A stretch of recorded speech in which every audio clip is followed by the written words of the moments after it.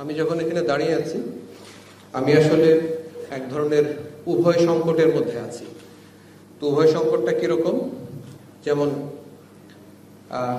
এক পক্ষ বলছে যে আমরা যথেষ্ট দৃঢ়তার সঙ্গে দায়িত্ব পালন করছি না, আবার আর এক পক্ষ বলছে যে আপনারা শক্তি প্রয়োগ করে এই সমস্যার সমাধান করতে পারবেন না।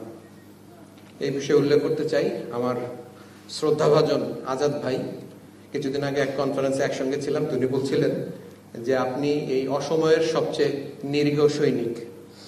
তো আমি জানি না আমি কতটা নিরীহ, বাট এই মুহূর্তে এই ইন্ডাস্ট্রিয়াল সেক্টর আমাদের জন্য মানে সবচেয়ে বেশি গুরুত্বপূর্ণ একটা টাস্কিং, যেটা সেনাবাহিনী প্রধানের পক্ষ থেকে আমাকে প্রদান করা হয়েছে। আপনাদের পক্ষে বিপক্ষে মত থাকতেই পারে, তবে আমরা মনে করি যে আমরা আমাদের সর্বশক্তি নিয়োগ করেছি যাতে করে এই শিল্প কলকারখানা, শুধু গার্মেন্ট শিল্পের কথাই বলবো না, ওষুধ শিল্প এবং অন্যান্য শিল্প কলকারখানা সবগুলো সেক্টরে যেন একটা নিরাপদ পরিস্থিতি বা পরিবেশ ফিরে আসে, সেই জন্য আমরা সর্বশক্তি নিয়োগ করে কাজ করে যাচ্ছি। আপনারা জানেন যে বিগত 8 তারিখে আমরা আসলে আনুষ্ঠানিকভাবে এখানে মোতায়েন হয়েছি। আমাকে সেনাপ্রধান ওই দিন আমাকে ডেকে বললেন যে আমাদের তোমার জন্য অনেক টাস্কিং আছে, যেমন আমরা বিভিন্ন জেলায়, ঢাকা শহরের বিভিন্ন জায়গায় আইন শৃঙ্খলা রক্ষার কাজ করছি, সংখ্যালঘুদেরকে রক্ষা করার কাজ করছি, এরকম বিভিন্ন কাজ আছে। কিন্তু এই মুহূর্তে তোমার জন্য সবচেয়ে বড় এবং গুরুত্বপূর্ণ দায়িত্বটা হচ্ছে গিয়ে তোমাকে এই সেক্টরটাকে বাঁচাতে হবে। কারণ অন্য যত জায়গাতেই আমরা সাফল্য অর্জন করি না, যদি এই দেশের অর্থনৈতিক যে মেরুদণ্ড, এটাকে যদি তুমি ধরে রাখতে না পারো, তাহলে অন্য কোনো সেক্টর যতই সফলতা আসুক না কেন, সেটা কোনো লাভ হবে না। তো উনি আমাকে এই কথাটা যখন বললেন, আমি বুঝতে পারলাম যে আমার কাজের গুরুত্ব কতখানি। তারপরে উনি একটা টাস্ক ফোর্স তৈরি করে দিলেন, 9 পদাতিক ডিভিশনকে বললেন যে তোমাদের মাধ্যমে টাস্ক ফোর্সটা পরিচালিত হবে, ইন্ডাস্ট্রিয়াল সিকিউরিটি টাস্ক ফোর্স। এবং আমি আমার অধীনস্থ কর্নেল মহিউদ্দিনকে প্রধান করে 2টা ব্রিগেড তার অধীনস্থ করে দিয়ে আমরা এই টাস্ক ফোর্সটা পরিচালনা করে আসছি গত অগাস্ট মাসের 8 তারিখ থেকে। এর পরবর্তী সময়ে গত 21শে অগাস্ট সম্মানিত সেনাপ্রধান তিনি আমাদের সকল বিজনেস লিডারদের নিয়ে বসেছিলেন যে আরো কি করা যায়, আরো কিভাবে আমরা এটাকে আরো জোরদার করতে পারি, সেই জন্য উনি বসেছিলেন। এবং সেখান থেকে উনি কিছু গুরুত্বপূর্ণ পয়েন্ট পেয়েছিলেন যেগুলো আমাদেরকে বলেছেন, এবং সেগুলো আমরা বাস্তবায়িত করেছি। তো এইভাবে আসলে আমি একটু প্রেক্ষাপটটা বর্ণনা করলাম এবং আমরা বোঝাতে চেষ্টা করলাম যে আসলে আমাদের জন্য আপনাদের এই সেক্টরের নিরাপত্তা এবং সেক্টরের স্বাভাবিক অবস্থা ফিরিয়ে আনার জন্য আমাদের আসলে আমরা কতখানি প্রতিজ্ঞাবদ্ধ এবং কতখানি আমরা মানে সচেতন, সেটা বোঝানোর জন্য। এখন আমি আসি যে আমাদের মানে এই অস্থিরতার কারণ, আমি এই বিগত কয়েকদিনের অভিজ্ঞতায় আমি মোটা দাগে 3টা মানে কারণ আমি আসলে মানে অনুধাবন করতে পেরেছি যেগুলোর সমাধান হলে আমরা এখানে একটা সুন্দর একটা উৎপাদনমুখী পরিবেশ নিয়ে আসতে পারবো। প্রথম কারণটা হচ্ছে গিয়ে যেই মানে অস্থিরতার কারণ যেটা ছিল সেটা হচ্ছে গিয়ে যে বহিরাগতদের আক্রমণ। অর্থাৎ আমরা প্রথম দিকে যখন মোতায়েন করেছি তখন আমরা দেখেছি গার্মেন্ট শিল্পের সঙ্গে জড়িত নাই এইরকম কিছু ব্যক্তিবর্গ এসে কোম্পানিগুলোকে আক্রমণ করছে। আমাদের যারা শ্রমিক আছে তাদেরকে কারখানা থেকে বের করে নিয়ে আসছে, এবং তখন আমরা আমাদের মোতায়েন জোরদার করলাম করে আমরা কিন্তু এখন আমি এখানে দাঁড়িয়ে একদম নিশ্চিতভাবে বলতে পারি যে বহিরাগতদের কোনো আক্রমণ আমরা 100% এখন আমরা একদম নিয়ন্ত্রণ করতে পেরেছি। এখন আর এটা হচ্ছে না, কোনো গার্মেন্টসে এটা হচ্ছে না, এটা আমরা একদম জোর দিয়ে বলতে পারি। দ্বিতীয় যে কারণটা সেটা অত্যন্ত গুরুত্বপূর্ণ, সেটা হচ্ছে যে শ্রমিকদের বিভিন্ন যৌক্তিক এবং অযৌক্তিক দাবির সমন্বয়ে একটা পরিস্থিতির সৃষ্টি হয়েছে, যেই কারণে কলকারখানাগুলো সকালবেলা চলা শুরু করলেও দেখা যাচ্ছে যে লাঞ্চের পরবর্তী সময় অনেকে ফেরত যাচ্ছেন না, তারা বিভিন্ন দাবি দাওয়া দিচ্ছেন, সকালবেলা থেকেই কিছু কলকারখানা বন্ধ হয়ে যাচ্ছে, এরকম একটা পরিস্থিতির সৃষ্টি হয়েছে। তো এইটা আমি মনে করি একটা বড় ধরনের সমস্যা, এবং এই সমস্যার পেছনে ওই যেটা বললাম যৌক্তিক এবং অযৌক্তিক। যৌক্তিক যেমন ডিআইজি সাহেব বলে গেলেন ইন্ডাস্ট্রিয়াল পুলিশের যে অনেক জায়গায় যেমন একটা বড় অংশ এখনো বেতন পায়নি, এরকম একটা যৌক্তিক যেমন ব্যাপার আছে। অযৌক্তিক আছে আপনারাই বলেছেন যে পুরুষের সংখ্যা, পুরুষ শ্রমিকের সংখ্যা নারী সংখ্যার থেকে বেশি হতে হবে, কিছু কিছু বাইরের লোক এসে বলছে আমাকে এই গার্মেন্টসে চাকরি দিতে হবে, এগুলো অযৌক্তিক দাবি। তো এরকম একটা মিশ্রণ মানে দাবির পরিপ্রেক্ষিতে আমরা দেখছি একটা অশান্ত পরিবেশ ভেতরে বিরাজ করছে। এবং আমি মনে করি যে এই যে অশান্ত পরিবেশ এবং যেই প্রবলেমগুলো বললাম, এগুলো আসলে মানে আমাদের মানে আইন শৃঙ্খলা রক্ষাকারী বাহিনীর শক্তি প্রয়োগ করে আসলে এটা সমাধান করতে পারবে না। আমি মনে করি যে এইটা একটা ত্রিপক্ষীয় সমাধান, মালিক, শ্রমিক এবং নীতি নির্ধারী মহল যারা আছেন তারা মিলে হয়তো এটা সমাধান করবেন বলে আমি আশাবাদী। এবং তৃতীয় যে সমস্যাটাকে আমি মোটা দাগে চিহ্নিত করেছি সেটা হচ্ছে ঝুট ব্যবসাকে কেন্দ্র করে, যেটা আমরা আমাদের আইন শৃঙ্খলা বাহিনীর মাধ্যমে অনেকটাই নিয়ন্ত্রণে নিয়ে আসতে পেরেছি। তবে আমি বিশ্বাস করি এই সমস্যার সম্পূর্ণভাবে সমাধান করতে হলে রাজনৈতিক নেতৃবৃন্দকে আগে এগিয়ে আসতে হবে। আমি যেটা আমার অভিজ্ঞতা থেকে দেখেছি, এখানে এই যে মানে নতুন বোতলে পুরান মদ, এরকম একটা সমস্যা এখন আমরা দেখছি।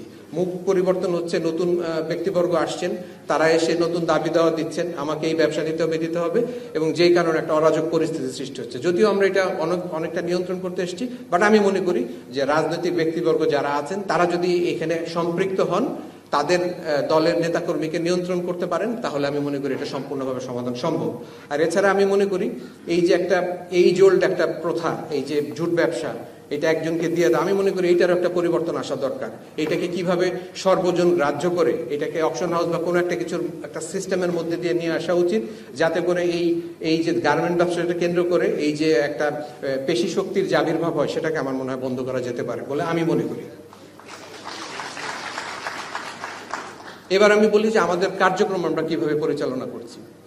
আমরা ওই যেটা বললাম যে 2টা ব্রিগেড, অর্থাৎ আমাদের 2টা ব্রিগেডিয়ার জেনারেল, তার 2টা ব্রিগেড নিয়ে কিন্তু আপনাদের এই পুরা এই মানে আশুলিয়া, টঙ্গী, গাজীপুর, ভালুকা, এইসব জায়গা সবকিছু মিলিয়ে আমরা এখানকার শান্তি শৃঙ্খলা নিয়ন্ত্রণ করছি। এবং এই সঙ্গে আমাদের ইন্ডাস্ট্রিয়াল পুলিশ আছে, সাধারণ পুলিশ আছেন, বিজিবির ব্যাটালিয়ন 8 প্লাটুন আছে আমার সঙ্গে, র্যাব আছে। তো সবকিছু মিলিয়ে আমরা যৌথ বাহিনীর একটা কাঠামো তৈরি করেছি।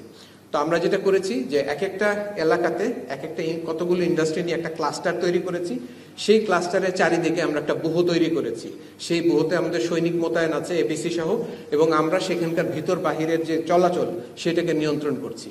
দ্বিতীয়ত, আমরা 24/7 ডে অ্যান্ড নাইট আমরা পেট্রোলিং করছি, সকালে করছি, রাত্রে করছি, যাতে করে কেউ এই ইন্ডাস্ট্রির আশেপাশে কোনো রকম অরাজক পরিস্থিতি তৈরি না করতে পারে।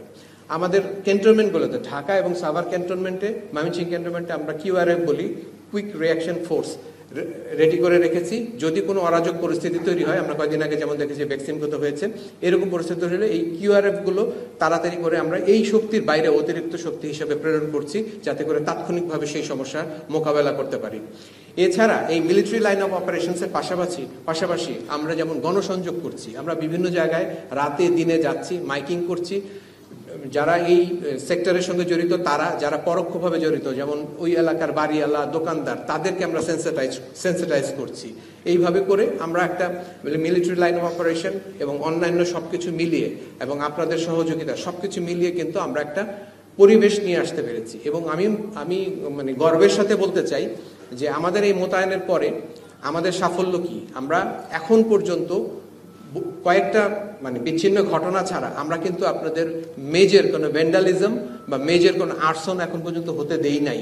এবং আপনাদের প্রতিষ্ঠানগুলো কিন্তু এখনো মানে যথাযোগ্যভাবে যেভাবে থাকা উচিত সেভাবে আছে। কিছু কিছু ক্ষেত্রে ক্ষতি হয়েছে, সেজন্য আমরা দুঃখ প্রকাশ করছি, কিন্তু অধিকাংশ ক্ষেত্রেই কিন্তু আমরা এখন পর্যন্ত সেটা বজায় রাখতে পেরেছি।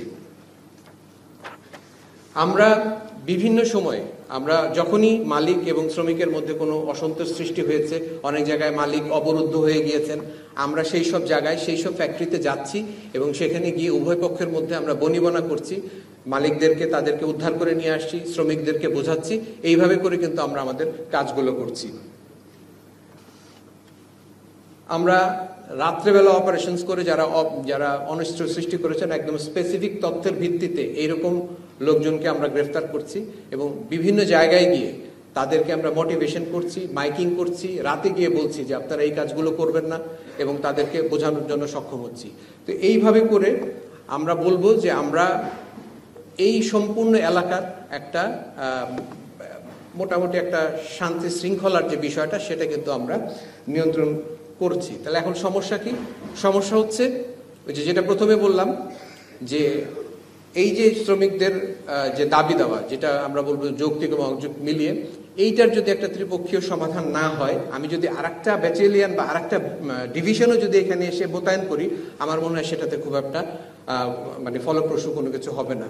সুতরাং আমরা তাকিয়ে আছি যে এই সমস্যাটার সমাধান রাজনৈতিকভাবে নীতি নির্ধারক মহল থেকে আপনারা সবাই মিলে উভয় পক্ষের সহনশীলতার মাধ্যমে আপনারা এটা সমাধান করবেন, তাহলে আমরা যে শ্রম দিচ্ছি সেটা মানে সার্থক হবে। এবং আমি একটা কথা একদম মানে নিশ্চিতভাবে বলতে চাই, যেহেতু সেনাপ্রধানের পক্ষ থেকে, বাংলাদেশ সেনাবাহিনীর পক্ষ থেকে এইটা আমাদের জন্য একটা প্রায়োরিটি টাস্কিং।